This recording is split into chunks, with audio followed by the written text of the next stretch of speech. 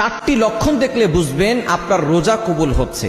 আমাদের রোজা কবুল হচ্ছে কি হচ্ছে না এটা কিন্তু আমরা অনেকেই জানি না, কারণ আমরা কতটুকু আল্লাহকে খুশি করার জন্য করছি এটা একমাত্র আমরাই ভালো জানি। কারণ আমাদের প্রতিটি ইবাদত কিন্তু আল্লাহকে খুশি করার জন্য করতে হবে, ইখলাসের সাথে করতে হবে। ইবাদতের শর্তই হচ্ছে প্রথমে নিয়ত ঠিক রাখতে হবে, ইখলাস ভালো রাখতে হবে, যাতে করে আল্লাহর জন্য করা হয়। এজন্য আল্লাহ তাআলা বলে দিয়েছেন, ইন্না সালাতি ওয়া নুসুকি ওয়া মাহইয়া ওয়া মামাতি লিল্লাহি রাব্বিল আলামিন, my prayer, my sacrifices, my life, my death, always for Allah. আমার নামাজ, আমার কোরবানি, আমার সবকিছু, জীবন মরণ সবকিছু আল্লাহর জন্য। এজন্য রোজাটা আল্লাহর জন্য রাখতে হবে। এই রোজা কবুল হচ্ছে কিনা কিভাবে বুঝবেন? 4টি লক্ষণ দেখে। নাম্বার 1, 1 নম্বর হচ্ছে রোজা আমাদেরকে আল্লাহ তাআলা এই জন্য দিয়েছেন যাতে করে আমরা মুত্তাকি হতে পারি। আল্লাহ তাআলা নিজে বলে দিয়েছেন 2 নম্বর পারার 6 নম্বর পৃষ্ঠার 11-12 নম্বর লাইন, সূরা বাকারা 183 নম্বর আয়াত। রব্বুল আলামিন বলেন, ইয়া আইয়ুহাল্লাযীনা আমানু কুতিবা আলাইকুমুস সিয়াম কামা কুতিবা আলাল্লাযীনা